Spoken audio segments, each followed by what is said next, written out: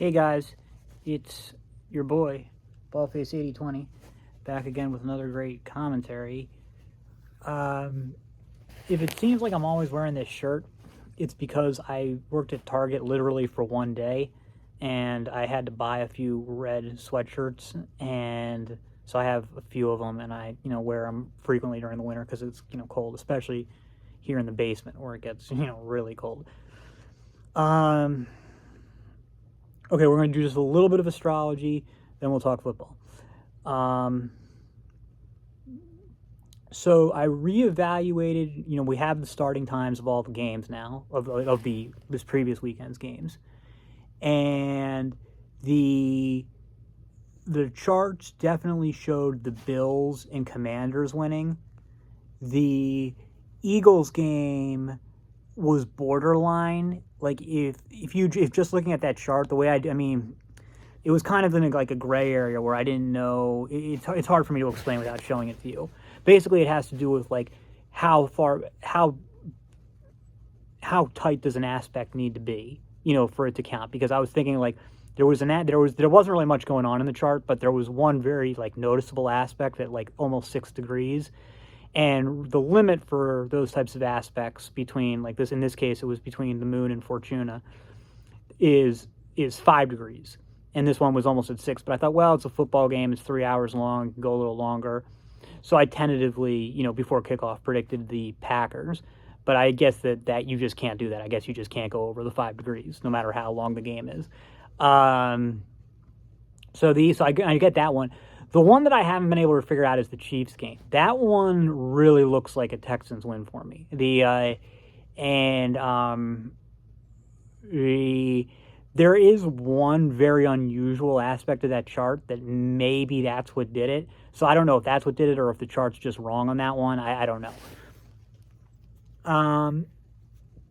For the upcoming games, one thing that I've noticed with these charts, and maybe it's different in playoff games, but a lot of times, very often, the chart will say the underdog is going to win, or the chart favors the underdog, and then the underdog doesn't win, but it either holds the other team to a tie in soccer, where they usually don't have overtime.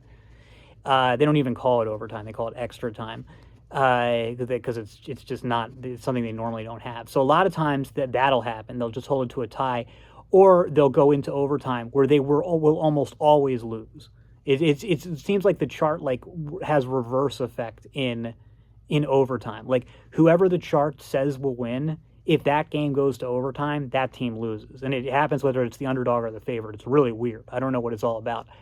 I think I've seen one exception. My guess is that based on, I don't know if I want to say my guess, based on what I've seen in some of the soccer games I predicted, it may be different in the playoffs. But in any case, here's what it says. The chart says very clear Commanders victory and very clear Bills victory. So I don't know if that means that those teams win or if it just means they take it into overtime and then lose or what. I don't know. I guess I'll have a better handle next year. Well, depends. But anyway, so the Commanders one, I was like, no, that can't be right. Guys, but and then I thought more about it, and I was like, well, you know what? I don't know. I mean, Jalen Hurts did fuck his knee up at the end in that last game, and for all I know, it's fine. I mean, you figure if there was anything wrong, if it was anything really wrong with it, you wouldn't see the odds being as heavily favored towards the Eagles. So I don't know, but that's just something to keep in mind. Maybe he's not as mobile. The Commanders' defense is bad, but it's hard to imagine any team doing as poorly against the Eagles' running game as the Rams did. And the Rams were still right in it until the end. The Eagles' defenses were great, but guess what? There's one quarterback this year who's had success against it, and that's Jaden Daniels. Or I don't even know what is that. Jaden Daniels' his name, the Commanders' quarterback. So yeah, I mean, it could happen. I mean, it would be one thing if it was an ambiguous chart or something, but the chart's really clear. It's a playoff game. It shouldn't be wrong. So they should at least be able to take it to overtime. And then I don't know with the Eagles game, like what impact did the conditions have? Because obviously both teams were out there playing in shitty conditions. Did it? I can't tell. Did it hurt the Eagles, or did it help them, or did it not have an impact? Because I don't know. I guess watching it, I kind of felt like it was hurting the Rams more, but I'm also not sure because I mean it was clearly having a negative effect on both teams. I feel like the Eagles are are clearly a superior team to the Rams. That the Rams needed to be at their best. They needed to have their best game, and there's no way any team could have their best game in those conditions. So yeah. And as for, because I get a lot of people, either in my comments or my emails bitching at me about the anti-Eagles stuff. Again, I don't hate the Eagles. I just dislike them. And I dislike them because I dislike Nick Sirianni. I dislike their fans. And it's not just me who says it. Like a lot of like former Eagles players say Philly fans are the worst. They have a reputation of like, again, I know all NFL fans are bad. I really do think Philly fans are the worst. I can't stand their, I don't know if can't stand is the right term. I don't like their like pathetically delusional thing that they have like some special rivalry with Dallas, because there's pretty much every team thinks that they have some special rivalry with Dallas. If you go ask a Cowboys fan who their main rival is, they'll say nobody. They don't think. It's like one of those I don't think about you at all things. They and like I could understand if like Eagles fans like really hated the Giants or something, because then there's like that city rivalry between New York and Philadelphia. Plus New York really does just suck. But the but Dallas, what the hell does Philadelphia have to do with Dallas? Who the fuck cares, And so I don't like Nick Sirianni, don't like that. I don't like their their bullying style of football. And I don't say bullying as an insult. It's just not what I like. I've compared them before to the 1990s Cowboys. It's like, just a dominant defense, and everything starts with a physically huge offensive line that just mauls people. Nothing wrong with that. I mean, like I said, the Cowboys won 2 Super Bowls with it. The Eagles are having a lot of success with it this year. I just don't like it. I like finesse. I like finesse football. And then also I tend to, I'm definitely not a root for Goliath. I think, the Eagles are this, dominant team that goes and just, pushes people around, and good for them. But that's not the kind of team I root for. I tend to be like for the more scrappy type teams.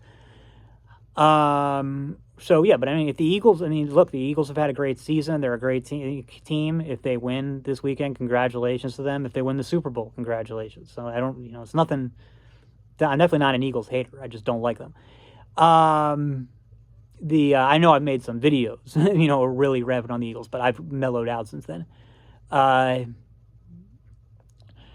Then Chiefs versus Bills. Even regardless of the astrology, I would have picked the Bills anyway. I just feel like it's like the Chiefs, are running out. Eventually they run out. You run out of luck, and Allen seems like this is it. He's in his element. He's in his time to go. It just seems like a Bills upset over the Chiefs is due to happen. It's due to happen. Remember those years when Brady was like dominant. He got knocked out of the playoffs a few times. Jordan Bulls got knocked out of the playoffs at least once. This thing happens. And, this Chiefs team is, they played, I thought, pretty well against the Texans, but they're not, there's definitely been better ones. So I could definitely see it would not be unprecedented at all. It's definitely a team with weaknesses. And Josh Allen is a great player, and the Bills are a really good team, and they could come through with it. I do think that from like a football fans perspective, I don't think that there would be too many people who really want to see a Bills Commanders Super Bowl, because nobody gives a shit about either of those teams. And the Commanders especially just aren't very good. They're just not a Super Bowl quality team. So who would want to see that? I would imagine that if it goes to that, the Bills would just run them over. It would be like that time that the Falcons upset the Vikings in the conference championship game, and then went and just got crushed in the Super Bowl because they didn't belong there in the first place. And now the Vikings would have gotten crushed too. We know that now, but still, at least that would have been a game people wanted to see. And like the '85 Bears crushing their team, their hapless victims in the Super Bowl when they should have been playing the Dolphins, who I think would have beaten them, but the Dolphins got upset in the last game. Sometimes the wrong team makes it. Hell, sometimes the wrong team wins. The Giants did it twice, so maybe that'll happen. I don't know. Yeah, so I don't really have anything. Oh, and then so anyway, we talked about that. I think the next thing we should talk about is the officiating. Yeah, no, I know this whole thing. The officiating's rigged. Everything's rigged for Mahomes. Yeah, okay. I'll go over this again. What my problem is with this. First of all, if that's what you think, I don't care. Whatever. I'm not going to debate you about it. The thing is, it's like, let's say the games are rigged. Who's rigging the games? The NFL? What do you think the NFL is? The NFL is just the owners. What incentive do the owners have to rig the game in favor of Patrick Mahomes? Like, what? Explain that to me. Explain your logic there. I feel like everybody who says, "Oh, the NFL has it rigged," it's just like, okay, like again, it's just like, who do you think the NFL is? It's just the fucking owners. It's like you're acting like the NFL is like some like entity in and of itself.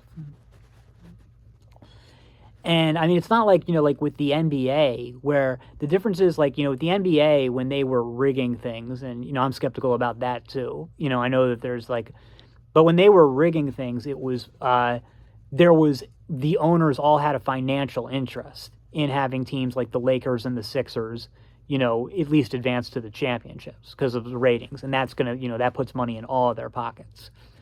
The NFL doesn't have that incentive.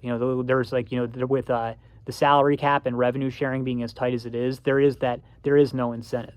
Plus, a conspiracy like that would be so big, and it would, the chances of it not leaking out would be, infinitesimally small. So I just don't buy it. And then another thing is, so you're making this huge accusation, that the NFL is rigging games. You make an accusation like that, you would need some statistics to back it up. To show like how many calls this team got, how many calls is it compared to what a home team usually gets, what type of calls was it. Just saying you don't like the calls and therefore it's rigged, okay.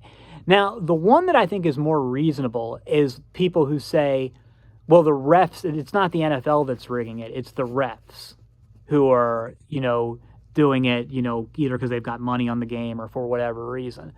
The problem with that is it would never work because the NFL evaluates all the refs. So you would never be the only way they could get away with it is if the NFL was looking the other way, which would mean the NFL was in on it. So, I mean, okay. I mean, I guess you could maybe do that for one game, but not sustainably.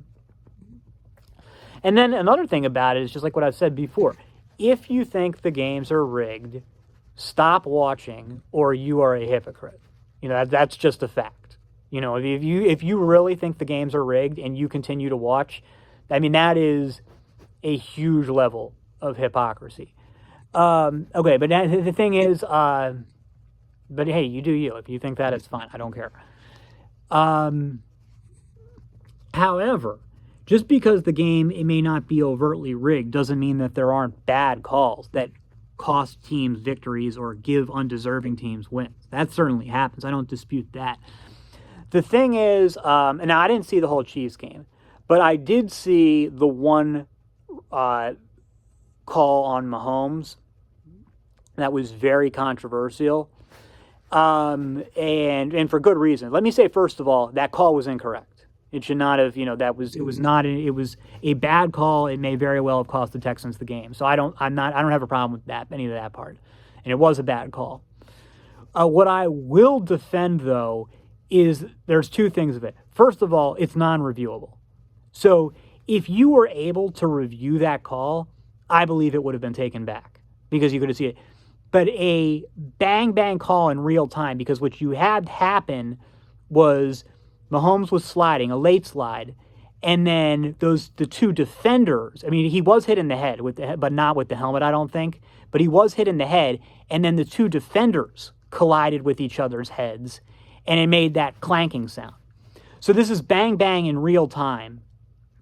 The refs are told by the league, and remember, all the owners are behind this, to err on the side of protecting the quarterback. And that's what they did, and they got it wrong. They got it wrong. It's completely unfair to the defense. I think it needs to change. I think that the league's doing too much to protect the quarterbacks. But on a practical level, it can't change because the owners will never agree to it. The owners would rather have a million bad calls than risk, damage, than risk their quarterbacks getting hurt. And they're the ones, which makes sense. If you were the one signing the checks, you probably feel the same way. So it should change. It's not going to, and we're just stuck with it. One moment.